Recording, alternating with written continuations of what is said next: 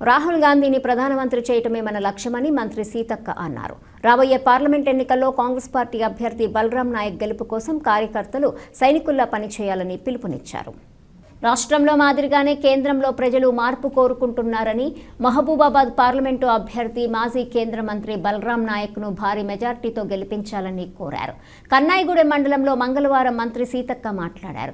ములుగు నియోజకవర్గంలోని గోవిందరావుపేట మండల కేంద్రంలో మండల అధ్యక్షులు పాలడుగు వెంకటకృష్ణ అధ్యక్షతన కాంగ్రెస్ పార్టీ జిల్లా అధ్యక్షుడు పైడాకుల అశోక్ ఆధ్వర్యంలో జరిగిన మండల విస్తృత స్థాయి సమావేశానికి ముఖ్య అతిథిగా మంత్రి సీతక్క హాజరయ్యారు. మహబూబాబాద్ పార్లమెంటు అభ్యర్థి మాజీ కేంద్ర మంత్రి బలరాం నాయక్ ను భారీ మెజార్టీతో గెలిపించాలని పిలుపునిచ్చారు. ఈ కార్యక్రమంలో కాంగ్రెస్ పార్టీ రాష్ట్ర, జిల్లా, బ్లాక్, మండల, గ్రామ నాయకులు, కార్యకర్తలు, మహిళా సోదరీమణులు పాల్గొన్నారు.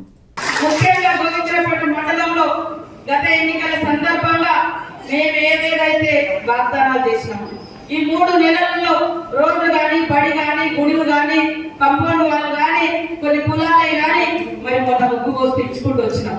ఇంకా ఉన్నాయి, తప్పకుండా ఇప్పుడు ఎలక్షన్ కోడ్ నిధులు కూడా ఉన్నాయి. సీఎం రేవంత్ రెడ్డి గారు గత ప్రభుత్వంలో నాకు ఒక్క రూపాయి కూడా ఎమ్మెల్యే ఫండ్ అని ఉంటుంది, సిడిఎఫ్ డెవలప్మెంట్ ఫండ్, సంవత్సరానికి 5 కోట్లు ఇవ్వాలి. కానీ నాకు ఒక్క రూపాయి కూడా ఇవ్వలేదు. నేను ఆ సింగరేణి దగ్గర పోయి పత్రాన్ని అడ్డుకొచ్చుకుంటే వాటిని కూడా చేయనీయకుండా అడ్డుకున్నారు. సింగరేణి వాళ్ళని కూడా భయపెట్టించారు, వాళ్ళు కూడా ఇవ్వలేదు లాస్ట్కు.